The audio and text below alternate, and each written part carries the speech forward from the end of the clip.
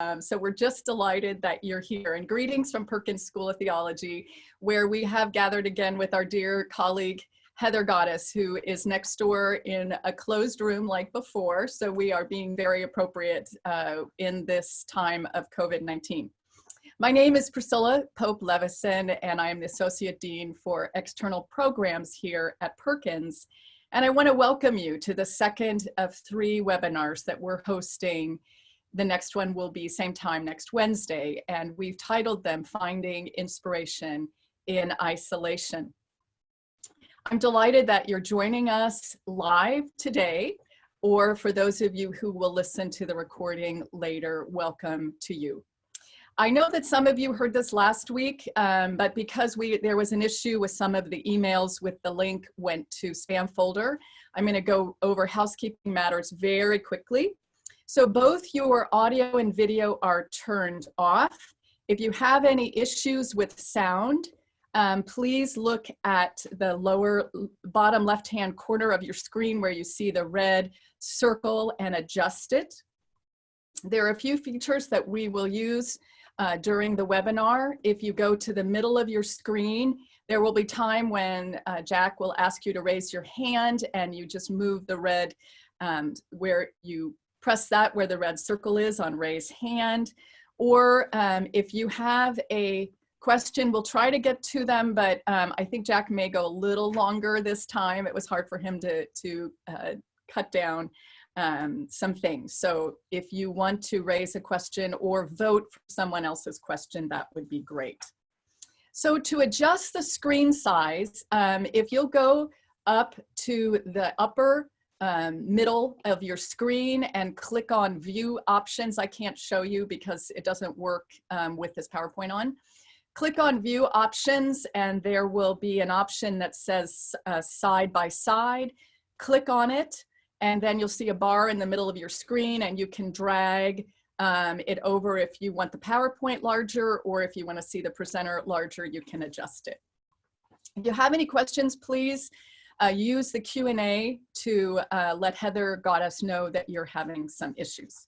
So on this Holy Wednesday, we are delighted that you're here, and it is my true delight to introduce you to Dr. Jack Levison, the WJA Power Professor of Old Testament and Biblical Hebrew at Perkins School of Theology. So you can raise your hands and clap for Jack Levison. It's so nice after 37 years to have her say it's her true delight, isn't it? I'm very glad to hear that. And it is my true delight. I said to Priscilla, we're really in partnership here. We're on an adventure together, trying to figure out all this webinar stuff and make it work. So welcome today from Perkins School of Theology, my office in Selectman Hall, 3rd floor on the beautiful but very deserted campus of Southern Methodist University. So today we are going to look at 2 biblical examples of inspiration and isolation. We're going to look at a familiar example, the story of Joseph and his Technicolor Dreamcoat, and a less familiar example of inspired artisans in the desert. So we're going to look at 2 very different kinds. But before we do, I think what we want to do is have some fun. And Heather called this something, and I can't remember. We're going to do a few little... A minute to win it. We're going to spend about a minute.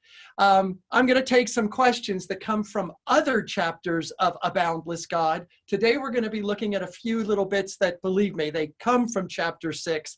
But they're not verbatim. It was interesting to try to make things work for a webinar. But we're going to do a little quiz. So Heather, how about question number 1? This comes from chapter 2 of the book. Whom is the Ruach said to clothe? Noah, Hagar, Gideon, or Huldah? Okay. Question number 2.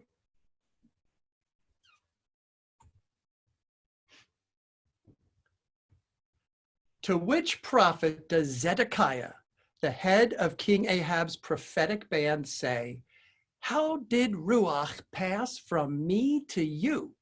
in a bizarre but rich and insightful story about the character of true and false prophecy in 1 Kings 22. Eliyahu ben Yaramiel, Micaiah ben Imla, Rahab Beth Bilboa, or Ariel Beth Shemesh. I made up most of those names. Like Bilboa, it came from The Hobbit, but that's okay. So you know it's either 1, 2, or 4. Next question, Heather. When the Ruach is poured out, according to the prophet Joel, which of these will not take place? I hated these kind of questions.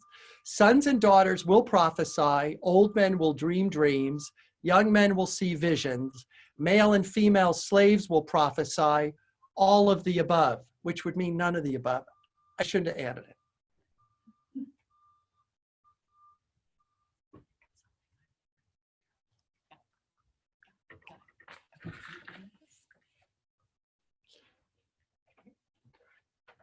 Okay, one more.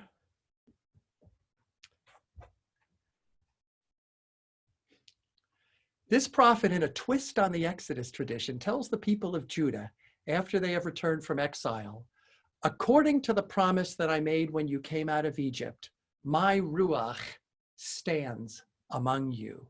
Was it Nahum, Malachi, Zechariah, or Haggai?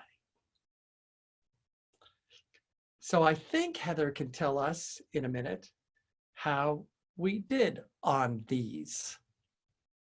And if not, we'll just move on. It's new ground here. Okay, so whom is the Ruach said to clothe? Noah, Hagar, Gideon, or Huldah? Yes, the answer is Gideon. And in fact, translations get this wrong, in my opinion. They say the Spirit took possession of him. But the word is really, Labash, just clothed. The Spirit clothed him, which I love that image of inspiration. It's sort of, Priscilla makes prayer shawls, and you can put a prayer shawl over you when you pray. She knits them and prays for people while she knits them. And think of the Spirit clothing us. Next.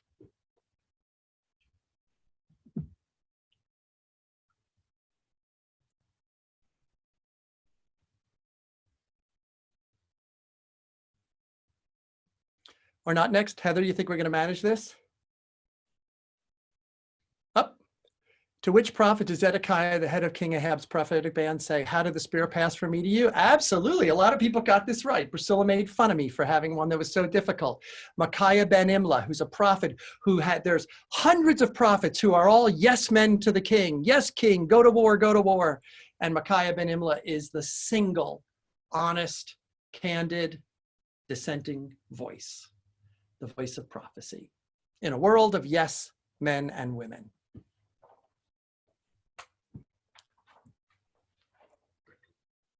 When the Ruach is poured out, yep, 50% or so got this one right. Male and female slaves will prophesy, but only if you're reading the book of Acts. This line, this was a trick question. This line in the book of Joel is not there. It's when Peter quotes from the book of Joel on the day of Pentecost that he adds this line for. So the real answer was the last one. All of the above does not take place. That makes sense, because the Old Testament version of this quote, Joel, and Peter's quoting of it later on in the book of Acts differ. Peter adds this line, male and female slaves will prophesy. That was my trick question. One more. One of my all-time favorites. I wrote a book that's on this text and another one. This actually, okay, more people got this one wrong. This actually comes from the book of Haggai, a prophet who was trying to get the people to rebuild the temple after they had returned from exile in the year 538 or so. And he's trying to get them built, and he uses the Exodus tradition to try to motivate them. It's one of my favorite texts in the whole of the Bible because of how inventive and unprecedented it is. So that was actually, you really did well on that, people. So what I want you to see is that there are so many different ways by which we can be inspired. We can be clothed, or the Spirit can be passed on, or the Spirit can be poured out, or the Spirit can stand there like the pillars of cloud and fire during the Exodus. But today, we're going to look at two, the first of which is the very familiar story for probably most of us, the story of Joseph. Okay, so we have one more little Quizlet. No, never mind, I gave it away. So Heather, let's not do it. I already gave the answer away. So let's look at the story of Joseph. The story of Joseph is one of the most colorful and familiar stories in the whole Bible. After Joseph has been left for dead by his malignant brothers and sold to the Egyptians, he distinguishes himself in prison so that he's actually put in charge of the other prisoners. So Priscilla gave it away that we're watching Outlander. It's like Jamie in prison. All the prisoners look up to him and he has access to the man in charge. Who is it, Lord John Gray? Yes. Lord John Gray. So if you watch Outlander, you'll know that. On top of this, not only does he lead in prison, he interprets the dreams of a baker and a cupbearer, also prisoners with him in Egypt. Now the cupbearer, Joseph tells them, will be released and restored to his position in Pharaoh's court. But the baker, he gets killed, hanged, boom. And all of this dream interpretation comes true. Now, later in this haunting tale of Joseph, Pharaoh, who's the ruler of Egypt, has a disturbing dream that none of his advisors can interpret. There are 7 fat cows, and then there are 7 lean cows, and the lean cows eat the fat cows without getting any fatter. It's the ultimate, what's that kind of diet they call it? The primal diet? Paleo. It's the ultimate paleo diet. They eat all this meat and then they don't get fatter. So Pharaoh's cupbearer, who is now released from prison, recalls Joseph's unparalleled skills in dream interpretation. So they wrest Joseph from prison, they tidy him up, they take him to Pharaoh, whose dream Joseph readily interprets. Now, Pharaoh, in response to Joseph's ability to interpret the dream, says this: can we find anyone else like this, one in whom is Ruach Elohim, or spirit, breath, wind of God, however you want to interpret that.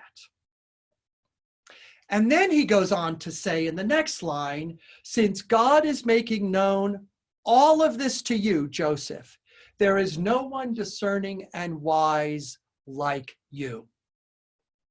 The parallel between wisdom and spirit, or ruach in Hebrew, is striking. Pharaoh asks if anyone can be found like this one in whom is ruach of God. And he answers his own question, there is no one discerning and wise like you. A very clear parallel association between wisdom and ruach within Joseph. This reminds us of last week, doesn't it? Remember how Job said, as God lives, as long as my neshama is in me and the ruach of God is in my nostrils, my lips will not speak falsehood and my tongue will not utter deceit. There's a relationship between ruach within and integrity. Or remember the young Elihu who says, but it is truly the ruach in a mortal, the breath of the Almighty that makes for understanding. There is a close connection between ruach and wisdom. Now today we're going to push a little farther than we did last week, and we're going to answer the question, how can this ruach become the source of wisdom? How is the ruach within Joseph so distinctive that even a foreigner, a rival, acknowledges the presence of Ruach Elohim, Ruach of God in him? How, in essence, is Joseph inspired to become so wise and so discerning? Now, there's all sorts of ways to answer this question. Did the Spirit clothe him like it did Gideon? Was the Spirit passed on to him like Micaiah? Was the Spirit poured out on him? Did the Spirit stand guard with him, as in Haggai's word? Or was it another process of inspiration? Let's find out. The process by which Joseph has become a man of the Spirit is not evident on the surface of this story. You're not going to get this in Sunday school, but it does become evident if we dig a little deeper. In fact, the answer to this question lies in what has gone before in the story. Remember how Joseph honed his skills at dream interpretation from his youth. That's what got him in trouble with his brothers in the first place. He dreamt and interpreted, to his brother's chagrin, dreams in which sheaves and stars bowed down to one person in particular, him, which made his brothers very angry. Later, in an Egyptian prison, he interpreted the dreams of a cupbearer and a baker.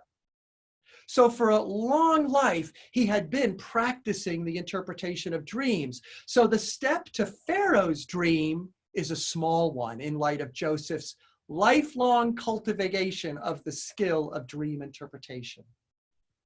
His astonishing ability to interpret dreams is not a come-lately capacity fueled by a sudden influx of the Spirit, boom, what we might call a charismatic endowment, but the result of a lifetime of learning, a protracted period of practice, even practice in a prison.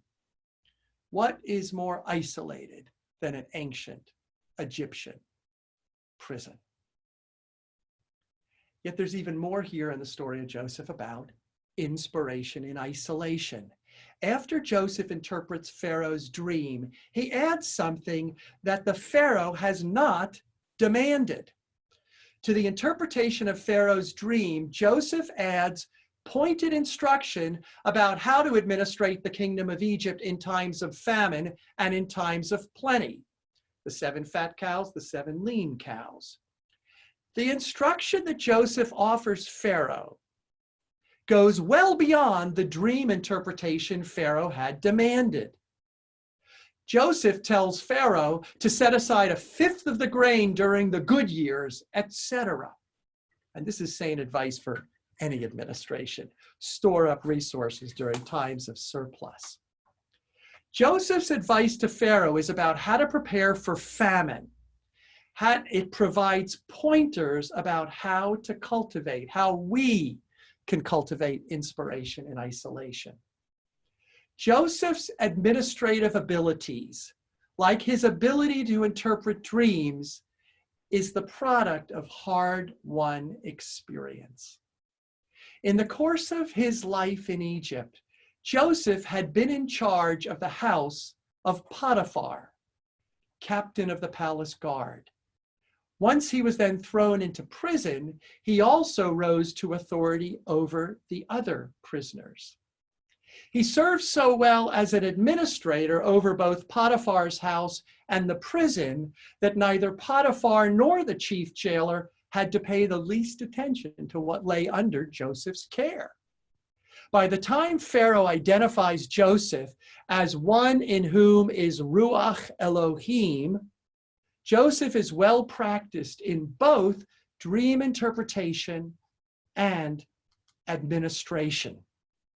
This triad of the Ruach Elohim within, practice in dream interpretation, and the exercise of administrative foresight comprises, and here it becomes important for us, comprises the essential ingredients of Joseph's inspiration, and provides us with yet another clue to cultivating inspiration in isolation.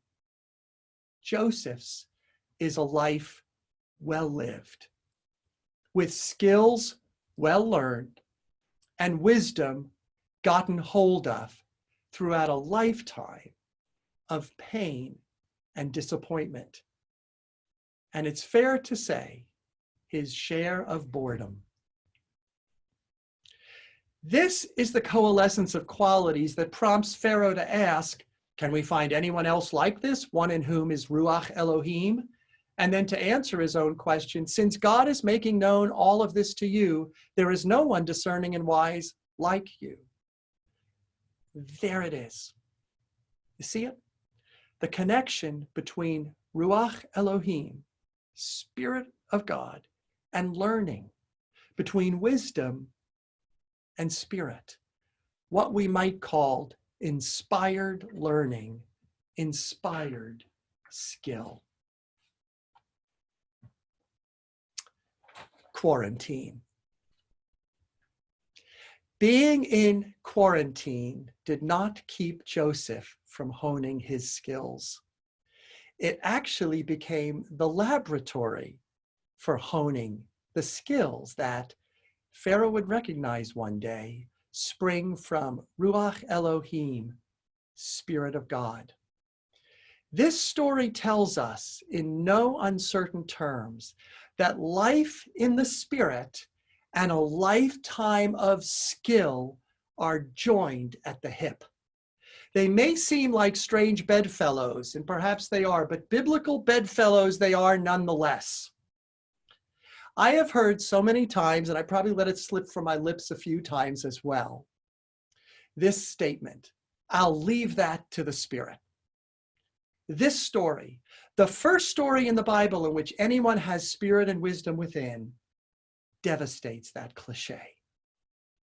Let's throw that one away.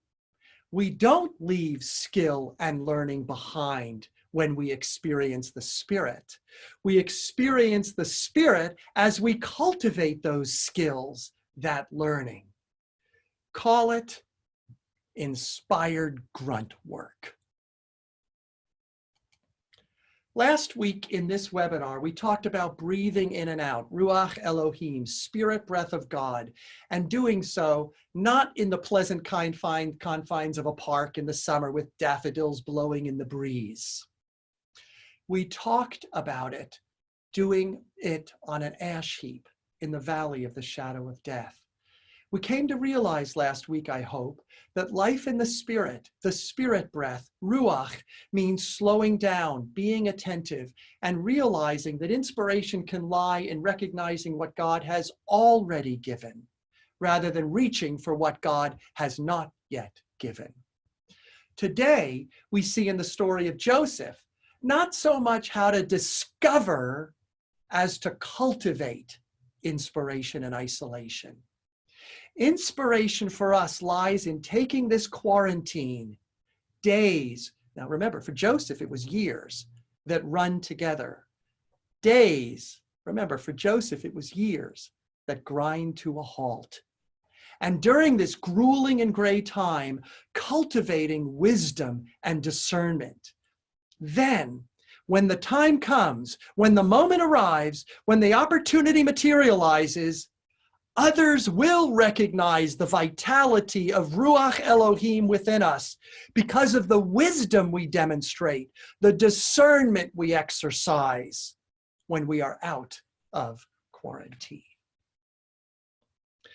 Now, to the less familiar story of inspiration in the desert. We have another little quizette for you here, if Heather can put this one up.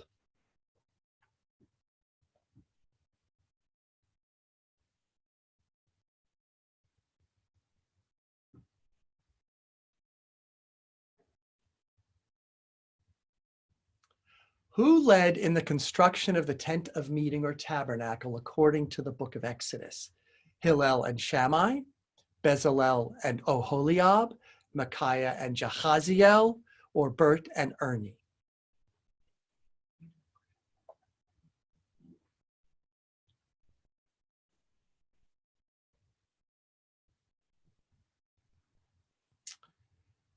What do you have there, Heather? Do you have an answer on that one? Good for you.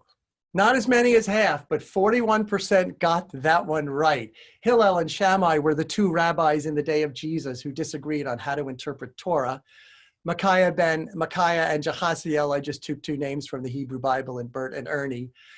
Good for you, 8%, who said Bert and Ernie. But it actually is Bezalel and Oholiab. We'll get to that. It was probably Jeremy, our son, yeah, giving us a hard time. So let's fast forward from the story of Joseph 400 years or so, and we come not to a prison, but to a very harsh desert.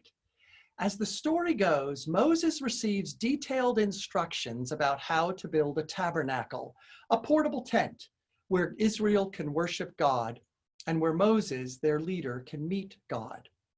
It's an intricate affair, building a tent for God's presence in the wilderness after having fled from centuries of slavery in Egypt. Now, more than a small swath of the biblical book of Exodus is devoted to meticulous instructions about how this wilderness tent, the tabernacle, should be built. At first blush, the story consists of an apparently dreary inventory of provisions and physical dimensions, poles and cords and stones. But it's actually a love for detail that drives home the impulse of Israelite generosity. All that was made, constructed, woven, sewn, stitched, dyed, hammered, and overlaid came from the free will offering of those whose hearts had prompted them. This was a moment of sumptuous giving in the desert. And it's no surprise that the lavish language of filling with ruach should occur right here in the book of Exodus. Though not when you read the English translations. Exodus 28:3, in 3 different English translations, makes no mention of the Spirit and no mention of filling here at all. New Revised Standard Version, speak to all who have ability, whom I have endowed with skill, that they may make Aaron's vestments. New International Version, tell all the skilled workers to whom I have given wisdom. Common English Bible, tell all who are skilled, to whom I have given special abilities. None of these includes the verb fill. None of these mentions the word spirit. So let's give this text in the middle of Exodus another read based upon the Hebrew. And this is the way the Hebrew reads. And you shall speak to all the wise of heart, whom I have filled with ruach of wisdom, and they will make Aaron's vestments. That's how the Hebrew reads. By ignoring the language of filling and spirit, both words are in the Hebrew text, these translations fail to communicate the extravagance of this wonderful scene. These chapters in Exodus are splashed with hues of gold, blue, purple, and crimson, vivid colors that would make a New England fall blush. Even the offerings of unskilled Israelites, not just the artisans, include gold, silver, linens, and leathers, woods, oils, gems, and yarns. The people can't give enough. In such a scene, the artisans who produce splendid garments should be, and are in the Hebrew text, depicted in extravagant terms as the wise of heart, whom I have filled with ruach, spirit of wisdom. They are, in short, inspired artisans. Yet how are they inspired? Is this, like Joseph, a lifelong cultivation of the ruach within? Or is it an influx of the ruach? How are the skilled artisans, the wise of heart, filled with a spirit of wisdom? The clue to this lies in the Hebrew verb mileh, translated in English normally as filled. At a glance, this verb seems to refer to the filling of an empty vessel. Sorry, I had some water in my empty vessel. So we fill a cup full of water. And this verb, mileh, in the Hebrew, can describe a filling of this sort. A skin is filled with water, a bag with grain, a horn with oil. But this is by no means the whole of its meaning. The verb mileh means as well filling to completion, filling full, fulfillment. In the Old Testament, a pregnancy comes to term, is filled, mileh. A period of purification is completed, filled, mileh. Spaces too are filled. When the hem of God's robe fills the temple in Isaiah's grand vision, More than a tip of the garment occupies the inner sanctum. It fills it. When the Jordan River fills its banks, the river floods those banks to overflowing. Even more to the point, the tent of presence or tabernacle, which is described in Exodus in our story, is full to the brim with God's glory. Exodus 40:35 reads, Moses was not able to enter the tent of meeting because the cloud settled upon it, and the glory of the Lord filled Mileh, the tabernacle. The glory is here so palpable and dense, it has filled Mileh, the tabernacle to the brim, that Moses cannot even enter the tent. I want you to think of this not like the pouring out, and Jeremy, our son, who's been a barista, will appreciate this, though he thinks this is a very junky little tool. Think of filling as putting a little milk in here and frothing it up all the way up to the very top and over. That is the image of filling here. This simple verb fill communicates that there is now more than enough ruach within these gifted laborers to complete the task at hand exquisitely. The artisans are not moderately well equipped. They are full to the brim with a wise spirit. Their hearts, in short, are full of wisdom, flooded with the skills that will create a tent for God's presence in the wilderness. That is the essence of inspiration in isolation. Ruach in the desert, filling full from within with wisdom, full to the brim with skill. But how do they become filled with ruach and brimming with skill? How do they get from A to B, from here to there? We learn how slightly later in the book of Exodus, when we're introduced to those chief artisans, Bert and Ernie, Bezalel and Oholiab, who are especially full of ruach. God says to Moses about these chief artisans, see, I have called by name Bezalel, son of Uri, son of Hur, of the tribe of Judah, and I have filled him with ruach of God, with wisdom, intelligence, and knowledge in every kind of craft, to devise artistic designs, to work in gold, silver, and bronze, in cutting stones for setting, and in carving wood, in every kind of craft. Moreover, says God, I have appointed with him Oholiab, son of Ahisamach, of the tribe of Dan. I need to be careful saying these words. I think my sister said this after the last one. Don't say ruach too much. There's too much saliva during quarantine. But a lot of these are pretty guttural. And I have given wisdom in the heart of all the wise of heart, God says, so that they may make all that I have commanded you. Feel the surfeit in this description. Can you feel the surplus, the excess, the plethora, the profusion? It's stunning. Just as God had called the artisans because they were wise of heart and filled them up to the brim with a spirit of wisdom, so God called their intrepid leaders who were skilled not in just one kind of a craft, but every kind of craft. And how did these leaders actually lead Bezalel and Oholiab?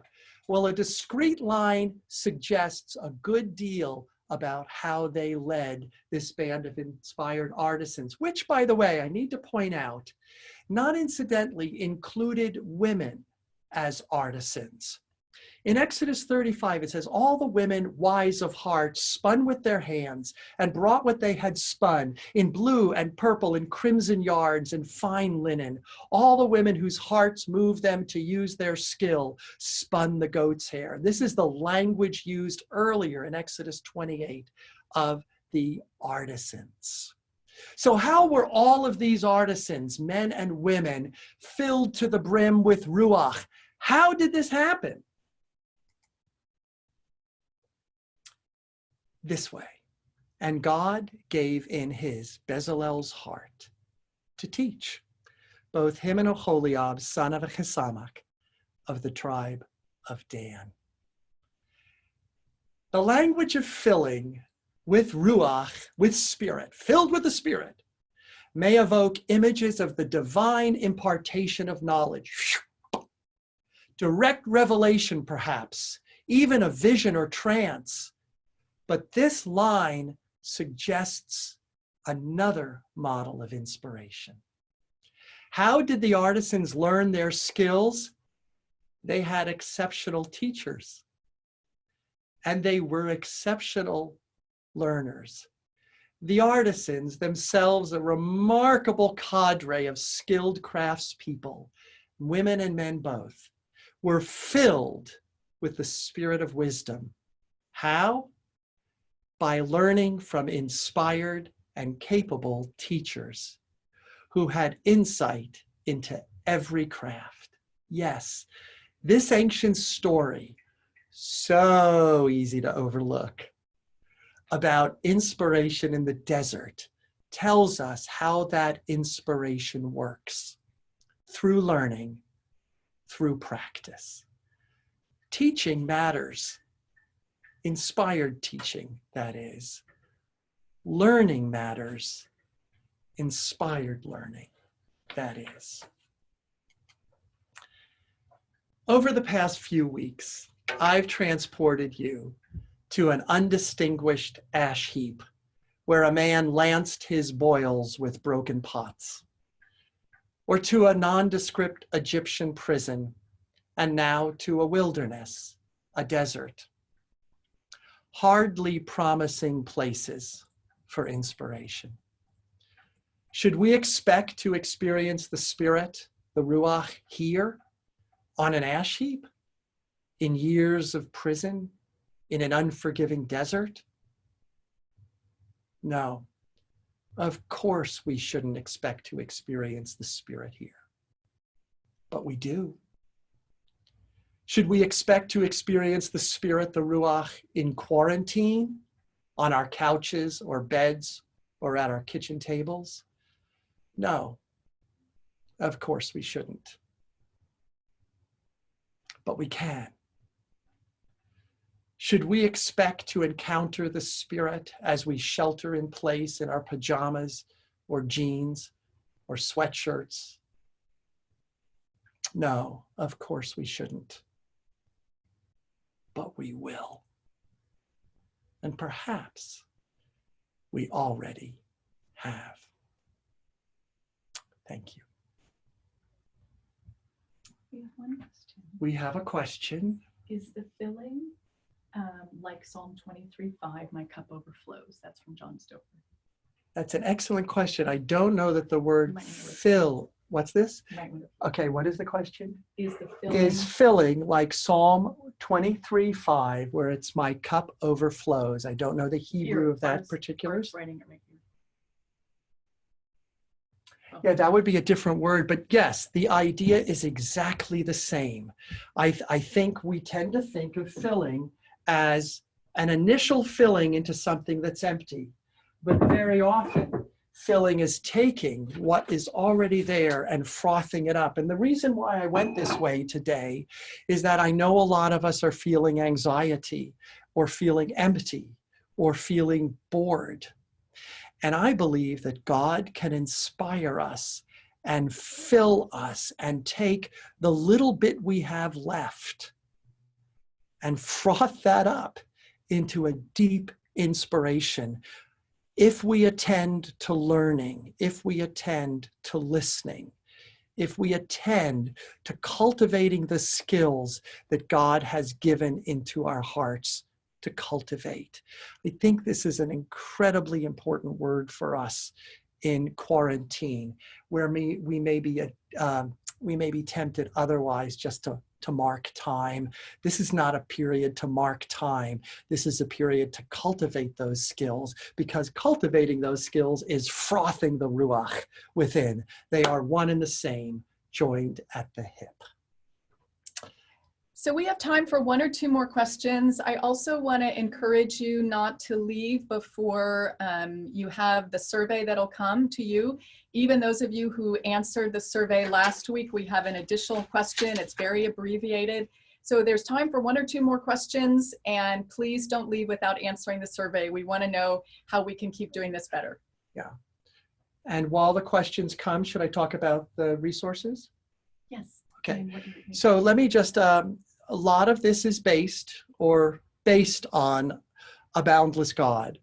And you can get that at a 40% discount through Baker Academic, since Amazon has really slowed down its sale of books. I actually tried it yesterday, and they give you free shipping and with tax and the 40% discount. Hate to be vulgar, but it's only $14.27, which I should buy a few myself. Also, these 2 books are still available at Paraclete Press website throughout the webinar for a discount of $12 each. I'm not sure about shipping. I think shipping becomes free at $45. And then a lot of us have just some basic questions about the Holy Spirit. So I wrote this little ebook, which I think is kind of fun, and it answers these 7 questions. Why should I care about the Holy Spirit? Conceived by the Holy Spirit, what does that mean? Why a dove? Why a dove? Why not a chicken? And the dove comes down on Jesus at his baptism. What's the purpose of speaking in tongues, and should I speak in tongues? Para, what is understanding the Holy Spirit in the Gospel of John, where it's called a paraclete? And then how can I experience, this is the important one for many of us. And so if you have someone who seems particularly discouraged, particularly anxious during this period, this little book might be helpful, because the last one is, how can I experience the Holy Spirit even when I'm not joyful? Oh, hi, Anne Marie. I'll answer your question. I hope it's not too hard. What would you say is the relationship That's fine. between human and divine participation in inspiration? Oh, Anne Marie is in my class, and she's a wonderful student here at Perkins School of Theology, and this is an excellent question. They go completely together. I think when we are studying and developing skills, we are in fact in the process of having God froth the Spirit in us. So I do believe there is a very strong symbiosis between the Spirit and study, the Spirit and skill. I wrote a whole book on this a few years ago called Inspired, the Holy Spirit and the Mind of Faith, because I believe the Spirit works best when our minds are intact. The Spirit works best when we're hard at work.